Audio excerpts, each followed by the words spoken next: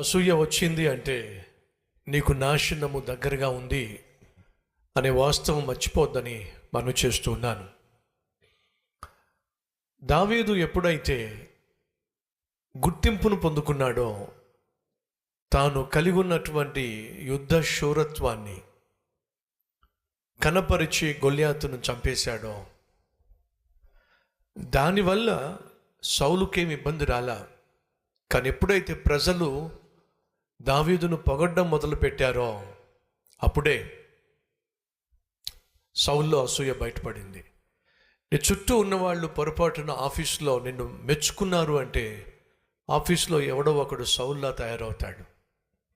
నువ్వు పైకి వస్తున్నప్పుడు, గుర్తింపు పొందుతున్నప్పుడు, కష్టపడి విజయాన్ని సాధిస్తున్నప్పుడు ఖచ్చితంగా సౌల్ లాంటి వాళ్ళు బయటకు వస్తారు. వాళ్ళు ఏం చేస్తారో తెలుసా? మొదటిగా హాని చేసే ప్రయత్నం చేస్తారు. రెండోదిగా అవమానపరిచే ప్రయత్నం చేస్తారు. చూడండి ఏం చేశాడో సౌలు. మొదటి సమూయేలు 18వ అధ్యాయము 5వ వచనం చదువుతున్నాను. దావీదు సౌలు తనను పంపిన చోటకెళ్ళను పోయి సుబుద్ధి కలిగి పని చేసుకుని వచ్చెను గనుక సౌలు యోధుల మీద అతనిని నియమించెను. యోధులు అంటే సైనికులు, సైన్యం యుద్ధం చేసేవాళ్ళు.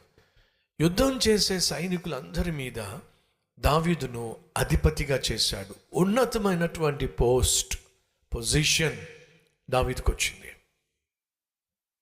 ఎందుకంటే అప్పుడు ఎవరూ కూడా దావీదును మెచ్చుకున్నట్టుగా మనం చూడం. కాబట్టి సౌలు ఏం చేశాడంటే ప్రమోషన్ ఇచ్చాడు, అందరి మీద అధిపతిని చేశాడు.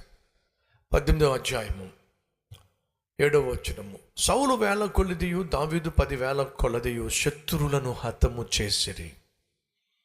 9వ వచనము.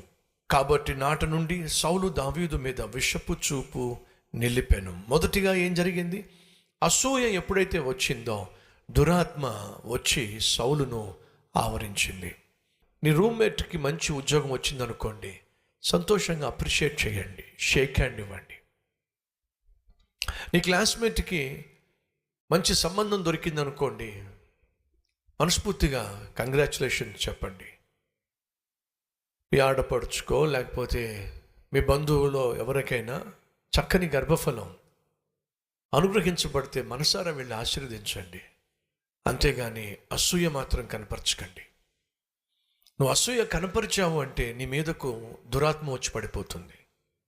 మరింత హీనను ఆవరించిందో ఏం చేశాడో తెలుసా? దావీదు లాంటి ఒక అద్భుతమైన ఆత్మీయుణ్ణి చంపాలని ప్రయత్నం చేశాడు, హాని చేసే ప్రయత్నం చేశాడు, హత్య చేసే ప్రయత్నం చేశాడు. అసూయ మంచి వాళ్ళను దూరం చేసుకుంటుంది. వింటున్నావు సహోదరి సహోదరులు? నీ అసూయ మంచి వాళ్ళను దూరం చేస్తుంది, ఆత్మీయులను దూరం చేస్తుంది, ఆప్తులను దూరం చేస్తుంది, అత్యంత ప్రియమైన వారిని దూరం చేస్తుంది. మర్చిపోకండి. కయ్యను అసూయ హేబేలును చంపేసిందండి. అసూయతోనే హేబేలు చంపబడ్డాడు. అనగా కయ్యను కలిగి ఉన్న అసూయ వల్ల హేబేలు చంపబడ్డాడు.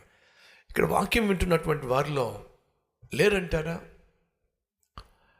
మీ అన్నకు మంచి ఉద్యోగం వస్తే ఈరోజు నువ్వు ఏడుస్తున్నావు.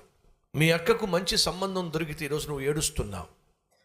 నీ చెల్లి మంచి మార్కులతో పాస్ అయితే, మీ అన్నయ్య మంచి మార్కులతో పాస్ అయితే నువ్వు మూతి ముడుచుకుంటున్నావు. సొంత అక్క లేక చెల్లి లేక అన్న తమ్ముడు బాగుపడితే చూడలేకపోతున్నావు, వర్ధిల్లితే చూడలేకపోతున్నావు, హెచ్చించబడితే చూడలేకపోతున్నావు, స్థిరపడితే చూడలేకపోతున్నావు, మంచి ఇల్లు కొనుక్కుంటే, ఒక మంచి కారు కొనుక్కుంటే చూడలేకపోతున్నావు. పరాయి వాళ్ళ సంగతి పక్కన పెట్టేసి కనీసం నీ తోబుట్టు బాగుపడితే చూడలేకపోతున్నావే. నీకేముందో తెలుసా? అసూయ నీలో ప్రవేశించిందంటే వినో, అపవిత్రాత్మ ప్రవేశిస్తుంది, దురాత్మ ప్రవేశిస్తుంది. కాబట్టి దయచేసి ఏ ఒక్కరు కూడా అసూయ దగ్గరికి రాకండి. ఎవరైనా వాళ్ళ జీవితంలో పొందుకున్నటువంటి విజయాన్ని నీతో పంచుకుంటే మనసారా సంతోషించు, మనపూర్వకంగా అభినందించు. అది దేవుడు చూసినప్పుడు నిన్ను కూడా ఆశీర్వదిస్తాడు, నిన్ను కూడా దీవిస్తాడు. సరిచేసుకుందాం. కోపతాపాలకు అవకాశం ఇవ్వకండి. కేకలేసే వారిగా అరిచి రాద్ధాంతం చేసే ఇల్లాలిగా భర్తగా ఉండకండి. దురాత్మ కలిగిన వాడు కేకలేస్తాడు, దేవుని ఆత్మ కలిగిన వాడు కేకలేయడు. దురాత్మ కలిగిన వాడు అసూయతో రగిలిపోతాడు. దేవుని ఆత్మ కలిగిన వాడు అభినందిస్తాడు, ఆనందిస్తాడు, ఎదుటివాని యొక్క విజయాన్ని చూసి సంతోషిస్తాడు. ఓర్వలేనటువంటి సౌలు సింహాసనాన్ని కోల్పోయాడు. ఓర్చుకున్నటువంటి దావీదు ఆ సింహాసనాన్ని అధిరోహించాడు. ఓర్చుకో తల్లి, ఓర్చుకో చెల్లి, ఓర్చుకో సహోదరుడా, ఉన్నత స్థితికి నువ్వు చేరతావు. నీ ఓర్పే, నీ సహనమే నేను ఉన్నత స్థితికి తీసుకెళ్తుంది. నోరు పడేసుకోవద్దు, అనవసరంగా ఆవేశపడద్దు, కోపతాపాలకు రగిలిపోవద్దు, అనవసరంగా దేవుని ఆశీర్వాదాలు పోగొట్టుకోవద్దు. ఈరోజు దేవుడు నాతో మాట్లాడాడు, వాక్యానుసారంగా జీవిస్తాను అన్నవారు ఉంటే మీ హస్తాన్ని ప్రభు చూపిస్తారా?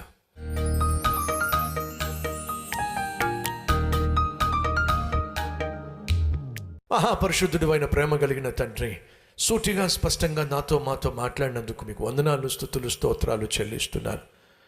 విత్తబడిన ఈ వాక్యాన్ని నాయన మా హృదయాల్లో దాచుకొని వాక్యానుసారంగా జీవించాలని సహాయం చేయండి. పైకి వచ్చే వారిలో కనిపించే మరొక అద్భుతమైన లక్షణము నోరు అదుపులో ఉంచుకోవడం.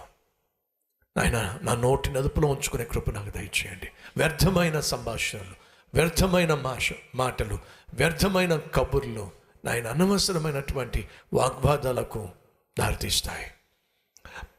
మా మాటలను, మా నోటిని అదుపులో ఉంచుకోగలిగిన నేర్పరితనాన్ని మాకు దయచేయమని, మమ్మల్ని ద్వేషించేవాళ్ళు, దూషించేవాళ్ళు, నాయన అవమానపరిచేవాళ్ళు, హాని చేసేవాళ్ళు మా చుట్టూ ఉండి రాళ్ళు విసురుతున్నప్పుడు నాయన మా నోటికి పని చెప్పక మోకాళ్లకు పని చెప్పి లోకం మీద పడి నాయన నోరు పాడు చేసుకోక మోకాళ్ళ మీద నీ సన్నిధిలో పడి ప్రార్థన చేసే విజయాన్ని సాధించే కృప మా అందరికీ దయచేయమని యేసు నామం పేరట వేడుకుంటున్నాం తండ్రి.